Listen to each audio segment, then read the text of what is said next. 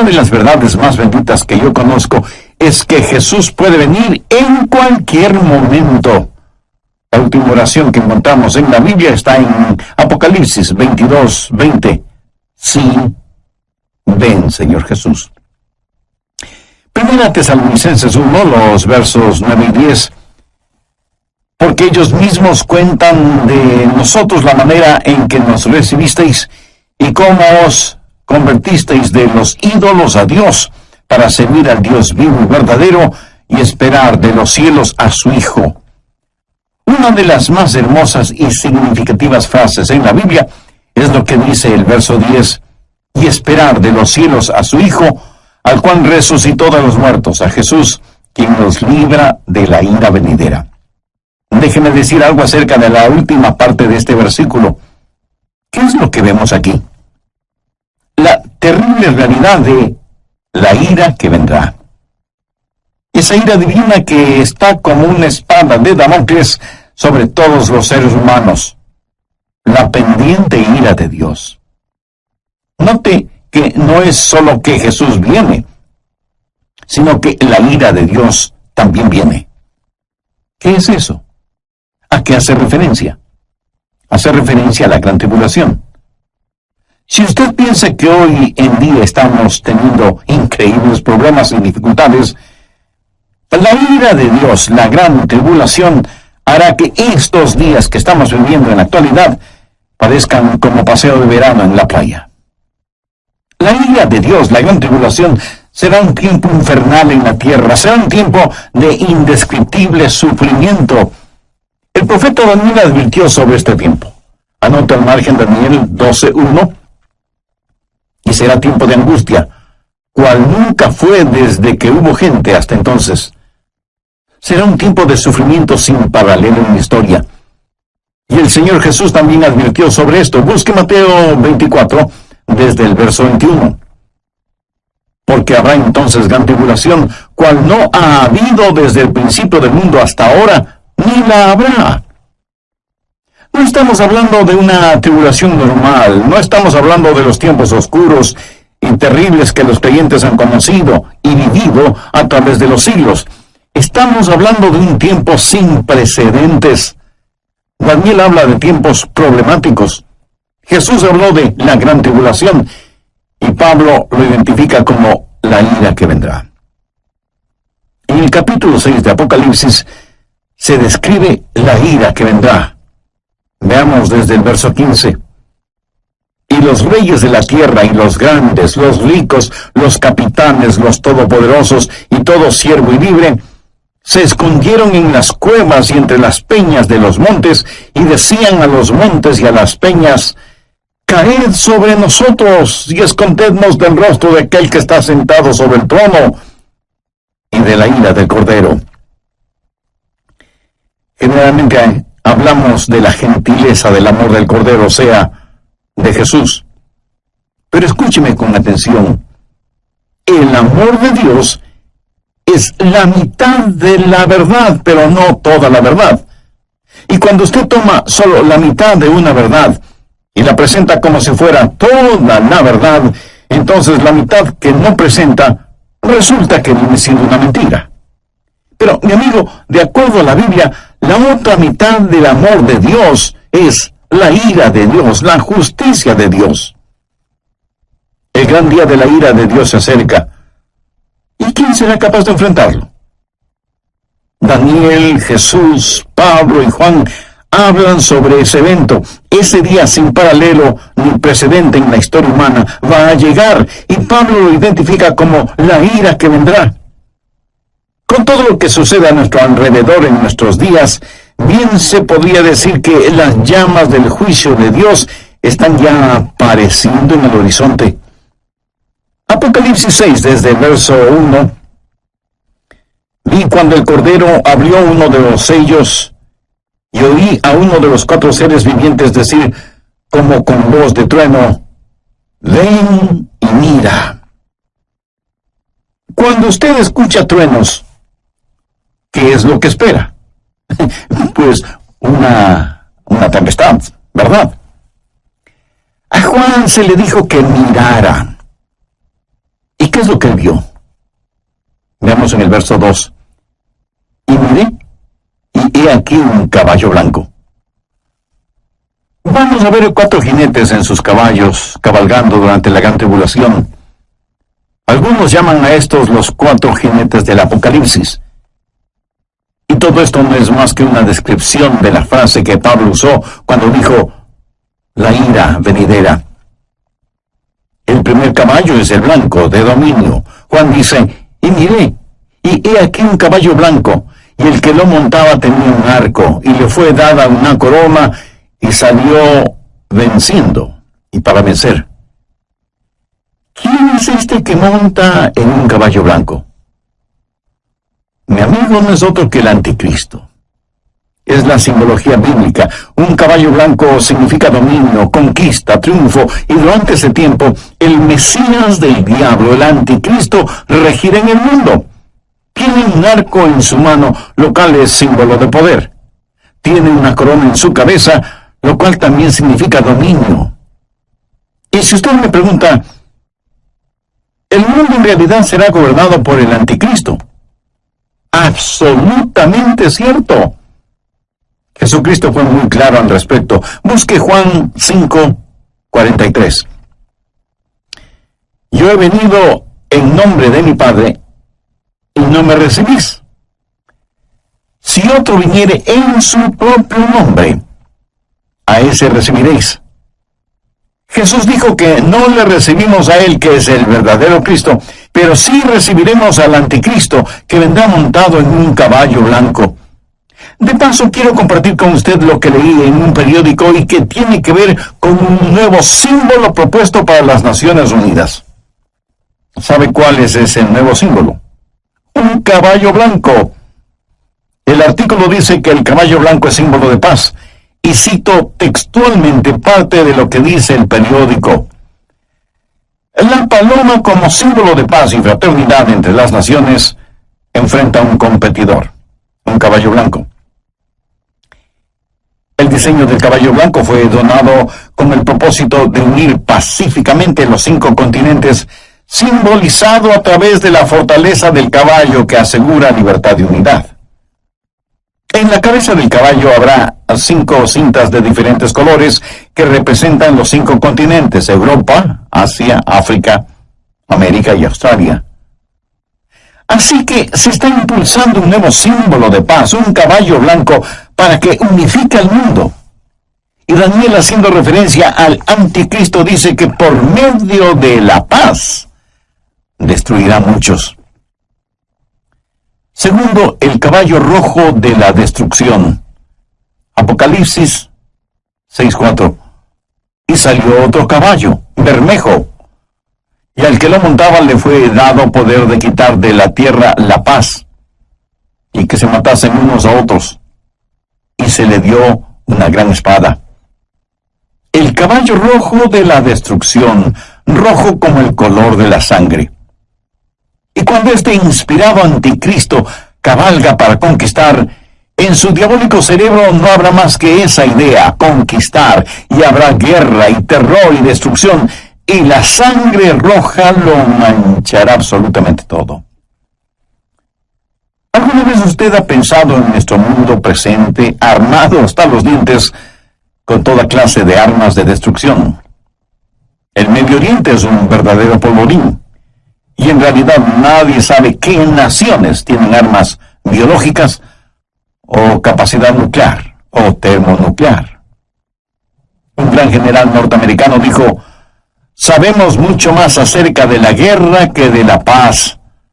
Sabemos más acerca de quitar la vida que acerca de vivir en este siglo que se pregona es el siglo del progreso. El conocimiento científico ha sobrepasado los límites de control. Tenemos muchos hombres de ciencia, pero en verdad muy pocos hombres de Dios. El mundo ha alcanzado notoriedad sin sabiduría, poder sin conciencia. Somos un mundo de gigantes nucleares, pero criaturas sin ética.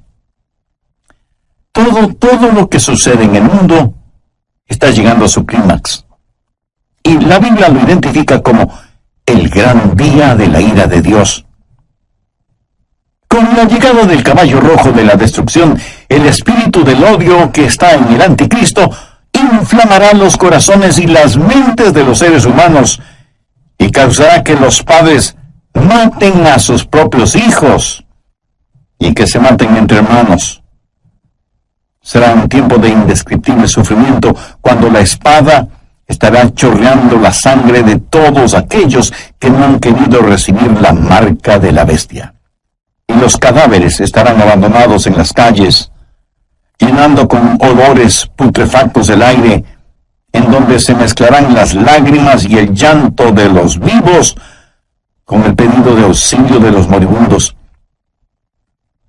Y uno puede entender lo que profetizó Jesús cuando dijo: «Mas ay de las que están encintas y de las que crían en aquellos días, porque habrá entonces gran tribulación, cual no ha habido desde el principio del mundo hasta ahora, ni la habrá». Tercero, el caballo negro de la privación. Apocalipsis 6, versos 5 y 6.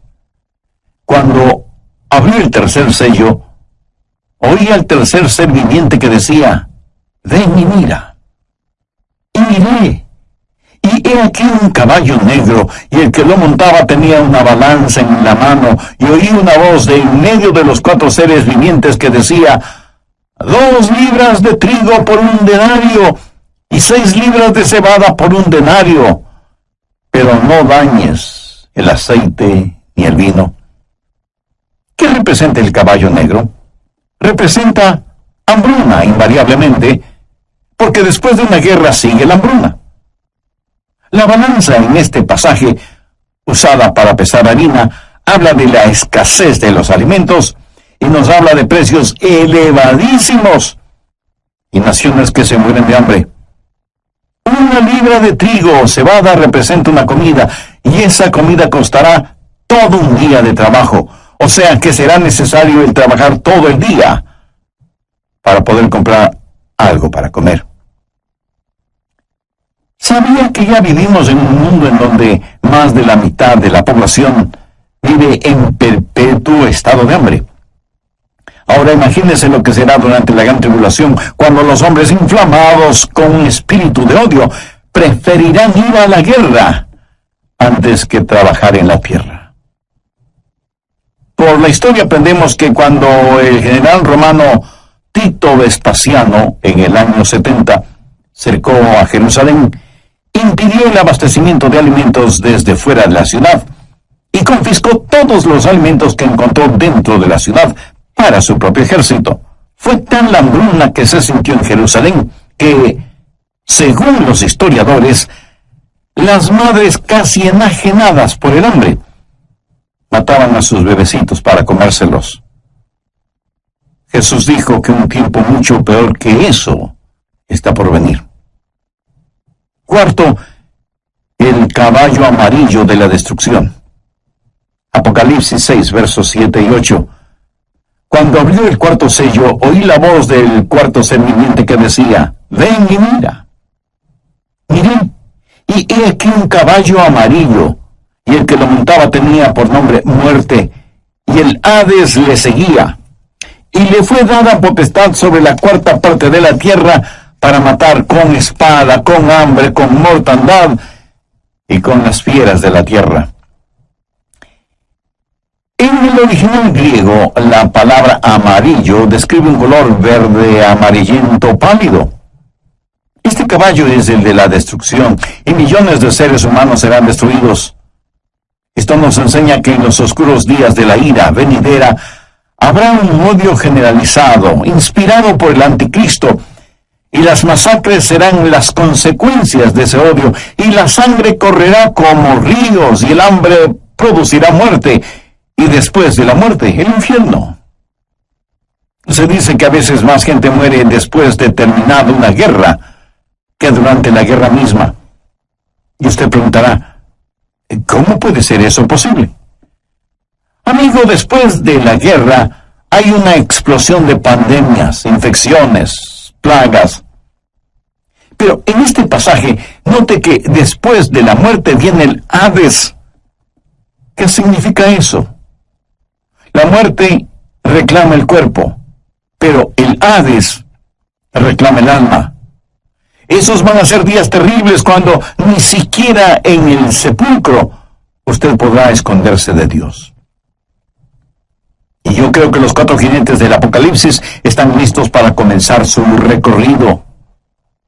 Si nuestros oídos son sensibles, escucharemos el estruendo de sus cascos aproximándose aceleradamente. El gran día de la ira de Dios vendrá, ¿y quién será capaz de enfrentarlo? Este pasaje de Primera de Tesalonicenses nos previene acerca de la ira que vendrá, pero solo he hablado de una parte de lo que sucederá durante la gran tribulación. Vayamos ahora a Apocalipsis 9. La gran tribulación será un tiempo cuando los espíritus diabólicos serán desatados sobre la tierra. Apocalipsis 9:1. Y el quinto ángel tocó la trompeta y vio una estrella que cayó del cielo a la tierra. ¿Qué representa esa estrella caída? Es el mismísimo Lucifer.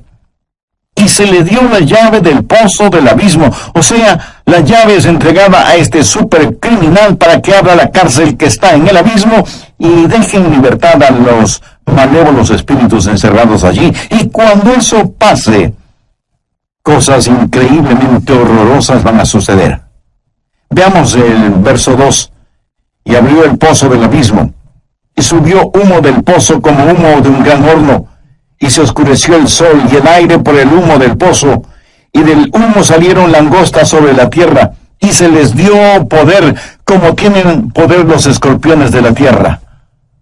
Un notable comentarista bíblico refiriéndose a esto dice, las langostas son infernales, por eso vienen desde el fondo del abismo.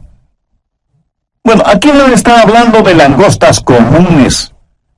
Estas son un emblema, un simbolismo de espíritus diabólicos. Son espíritus infernales e insaciables. Este no es un panorama muy halagador que digamos, ¿no le parece? Y menos para quienes no son salvos todavía. ¿Es usted ya salvo o salva? ¿Hay en su corazón el anhelo de que Jesús regrese? ¿Tiene la absoluta certeza de que al morir se irá al cielo? Si no es así, usted necesita hacer una decisión espiritual ahora mismo. Le invito a decir la siguiente oración. Dígala con sus propias palabras. Las mías son solo una guía. Querido Dios, perdóname porque aún siendo religioso, he estado tan pendiente de las cosas materiales que no he puesto ninguna atención a las cosas espirituales. Soy pecador y necesito tu perdón. Me acerco a ti en busca de misericordia y gracia.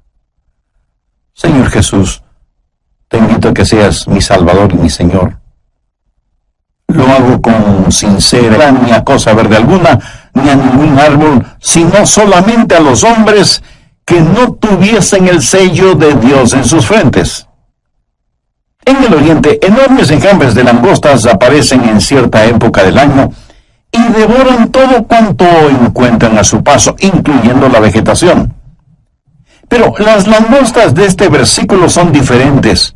No dañarían ni una sola hoja de la vegetación, pero sí dañarían a los hombres y serían insaciables. Pero no solo son insaciables, sino que también son intolerables. Veamos los versos 5 y 6. Y les fue dado no que los matasen, sino que los atormentasen 5 meses, y su tormento era como un tormento de escorpión cuando hiere al hombre. ¿Ha sido usted alguna vez picado o mordido por un escorpión? Bueno, yo sí. Y eso es algo que de ninguna manera es agradable el recordarlo. Pero estos tal vez billones de langostas bíblicas salidas del abismo infernal tendrán el poder de ocasionar intolerables y terribles dolores. ¿Cuán terrible es ese dolor? La respuesta está en el verso 6.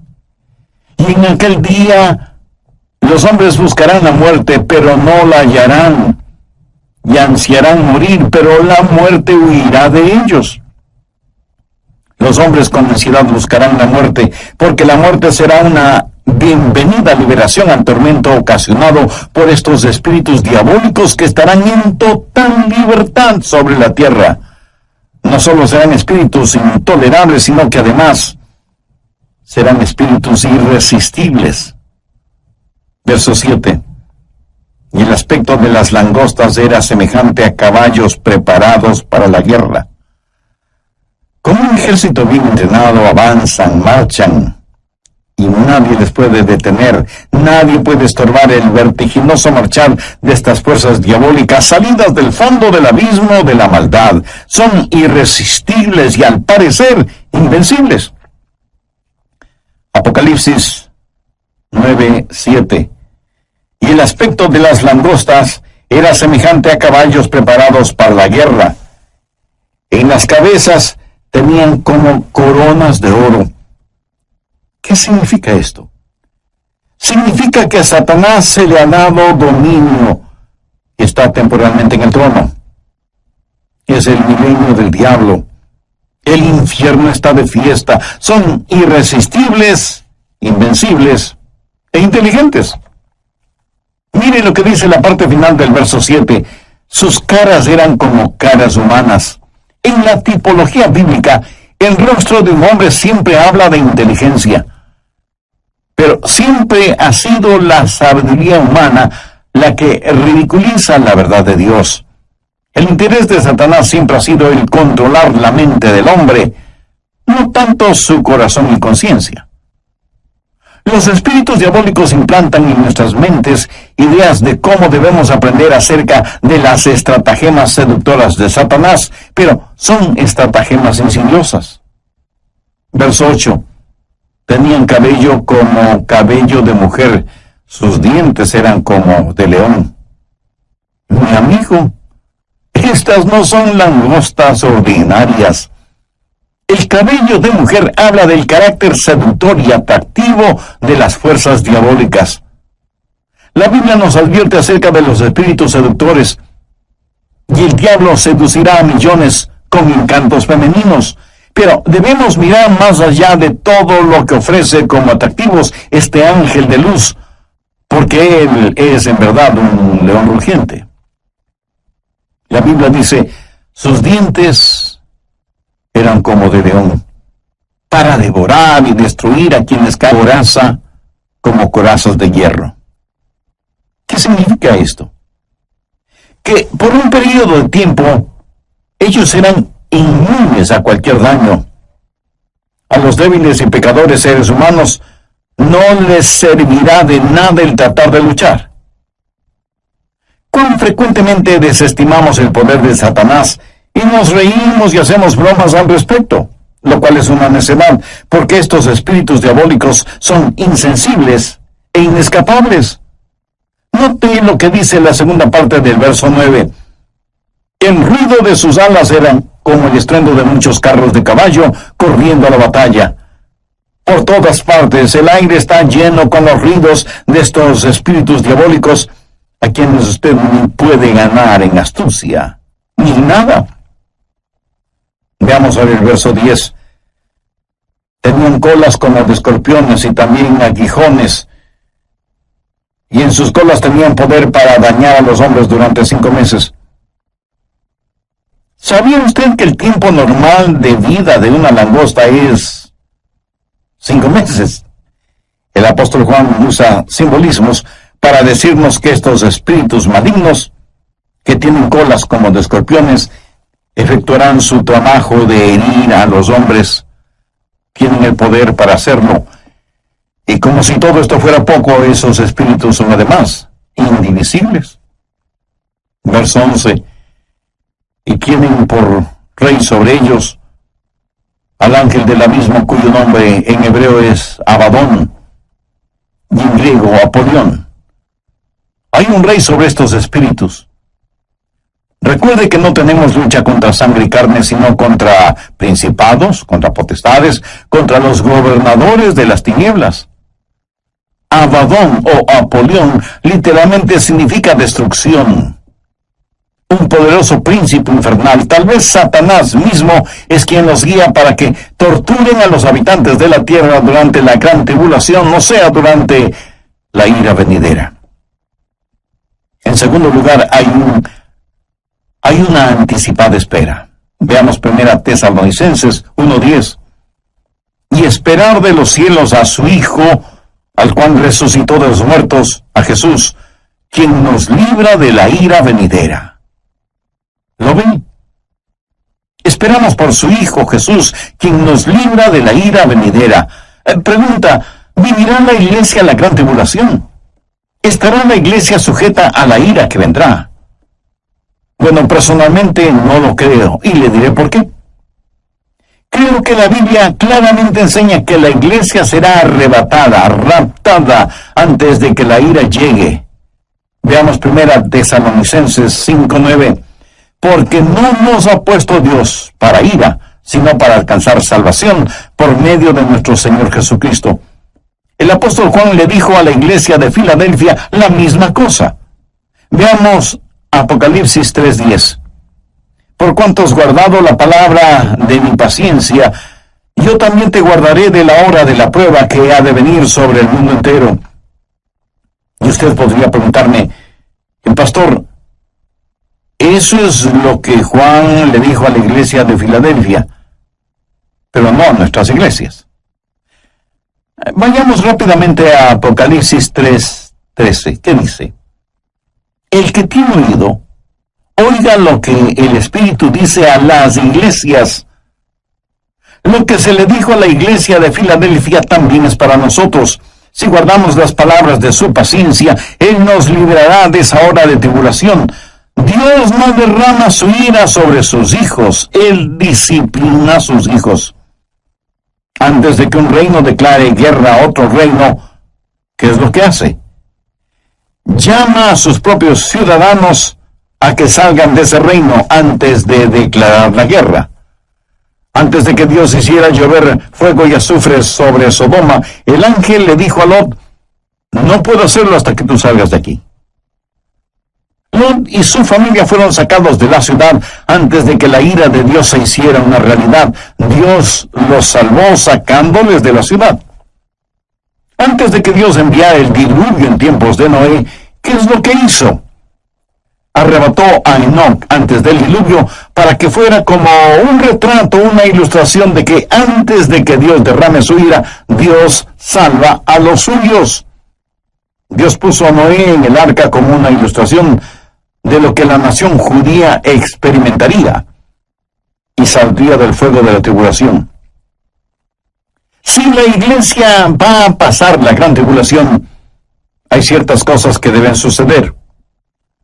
Y no estaremos esperando el regreso de Jesús en cualquier momento. Anote Mateo 24:36. Pero del día y la hora nadie sabe, ni aun los ángeles del cielo, sino solo mi Padre. Nadie, absolutamente nadie, sino el Padre, conoce el tiempo del regreso de su Hijo a la tierra.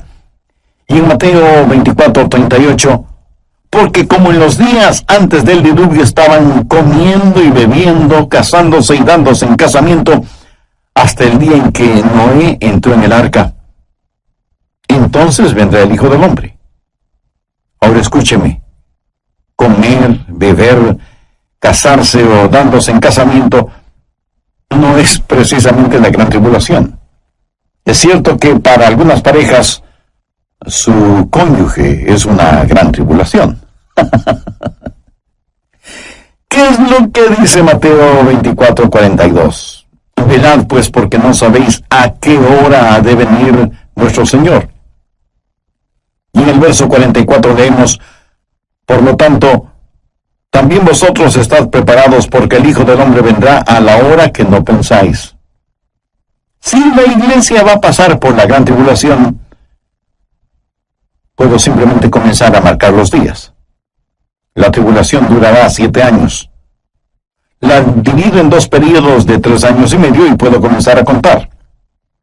Pero la Biblia dice que debemos esperar por Jesús, debemos esperar su Sion. Marcos 13, versos 32 y 33 dicen: pero de aquel día y de la hora nadie sabe, ni aun los ángeles que están en el cielo, ni el Hijo, sino el Padre.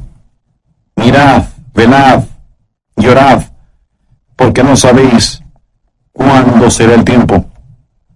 Una y otra vez el Señor nos dice que debemos estar listos. Él nos ha librado de la ira venidera. Si la iglesia va a pasar por la gran tribulación, entonces, en vez de estar mirando hacia arriba, debemos estar mirando alrededor, esperando no a Cristo, sino al anticristo. No habrá la esperanza bendita, y la muerte sería mucho mejor que pasar por la tribulación para llegar al reino. Sí, hay una ira pendiente, pero también hay una anticipada espera. Nosotros esperamos por Jesús. Hay también un servicio ejemplar. ¿Qué debemos hacer? Pues estar listos para el rapto. ¿Cómo los creyentes de la iglesia primitiva se preparaban para el rapto? Veamos 1 Tesalonicenses 1:9. Porque ellos mismos cuentan de nosotros la manera en que nos recibisteis y cómo os convertisteis de los ídolos a Dios para servir al Dios vivo y verdadero y esperar de los cielos a su Hijo, al cual resucitó de los muertos, a Jesús, quien nos libra de la ira venidera. En primer lugar, si usted quiere estar listo para el rapto, necesita convertirse de sus ídolos a Dios. Y alguien dirá: nosotros no tenemos ídolos. Oh, sí que los tenemos. Ídolos viejos con nombres nuevos. En vez del dios Mamón, que representa avaricia, ahora es el dios ambición. En vez del dios Baco, que era el dios del desenfreno y la borrachera, ahora le llaman el dios de la hora feliz. En vez de la diosa Afrodita, que era la diosa de la lujuria sexual, ahora la llaman la revolución sexual. Son los mismos dioses y diosas, ídolos de antaño, con atractivos y políticamente correctos nombres. Hoy en día, en vez de Marte, que era el dios de la guerra, ahora se lo identifica como indignación justa. Y sin embargo tenemos en nuestras modernas ciudades más problemas, crímenes y odios como nunca antes. Viejos ídolos con nuevos nombres. ¿Y qué es un ídolo? Un ídolo es cualquier persona o cosa que usted ame más que a Dios. Es cualquier cosa en la cual usted confía más que en Dios. Es cualquier cosa a la que sirve más que a Dios. O cualquier cosa a la que usted tema más que a Dios. Cualquier persona o cosa que le desvíe de Dios es un ídolo. En Mateo 6:33 leemos: mas buscad primeramente el reino de Dios y su justicia, y todas estas cosas os serán añadidas. Usted debe volverse de sus ídolos a Dios. Usted no puede tener a Cristo y al mundo al mismo tiempo. Tiene que arrepentirse. Esa es la primera cosa para estar listo o lista para el rapto. ¿Se ha vuelto usted hacia el Dios vivo y verdadero? ¿Se ha olvidado o dejado de sus viejos caminos? ¿Le ha entregado su corazón a Jesús, que es el Dios vivo y verdadero?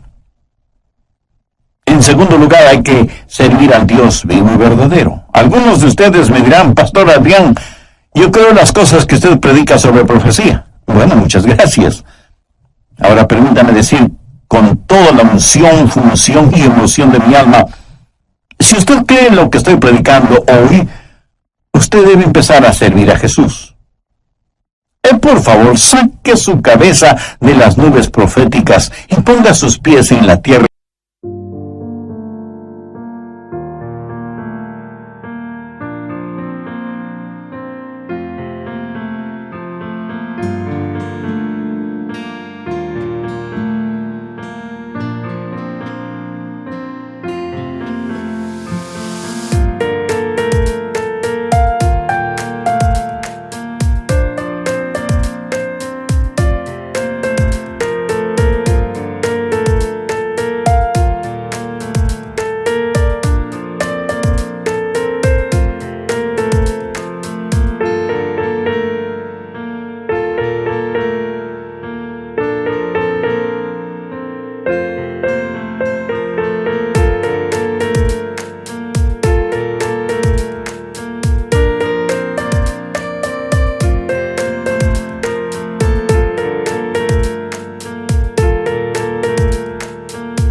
sí o no lo que estoy enseñando, sino lo que usted va a hacer para prevenir a los hombres de la ira que vendrá.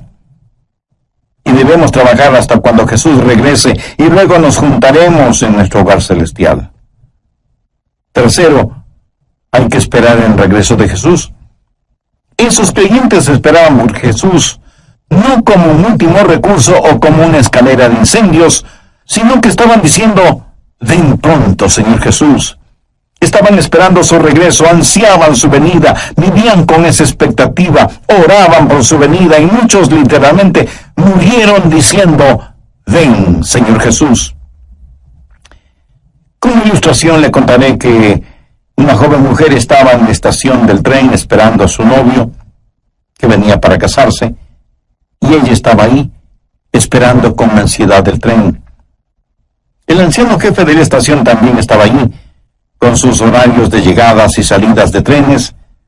Él sabía que un tren estaba por llegar, pero no lo esperaba con la misma ansiedad con que esa novia esperaba la llegada del tren en donde venía su novio. Nosotros debemos tener el espíritu no del jefe de la estación, sino de esa novia. La Biblia dice: y esperad de los cielos a su Hijo, al cual resucitó de los muertos, a Jesús, quien nos libra de la ira venidera. Me pregunto cuántos de quienes me escuchan en este momento conocen en forma personal al Señor Jesucristo. Porque si usted aún no tiene una relación íntima con Él, este es el momento de hacer esa decisión. Recuerde que Jesucristo puede retornar en cualquier momento, y en la Biblia no encuentro ninguna esperanza para nadie que no tenga a Cristo en su corazón. Si usted rechaza ser salvo antes de la venida de Jesús, terminará creyendo las mentiras de Satanás y tendrá que vivir los horrores de la tribulación y después de eso, el infierno, o sea, separado eternamente de Dios. Y si me pregunta cómo puede ser salvo, lo primero que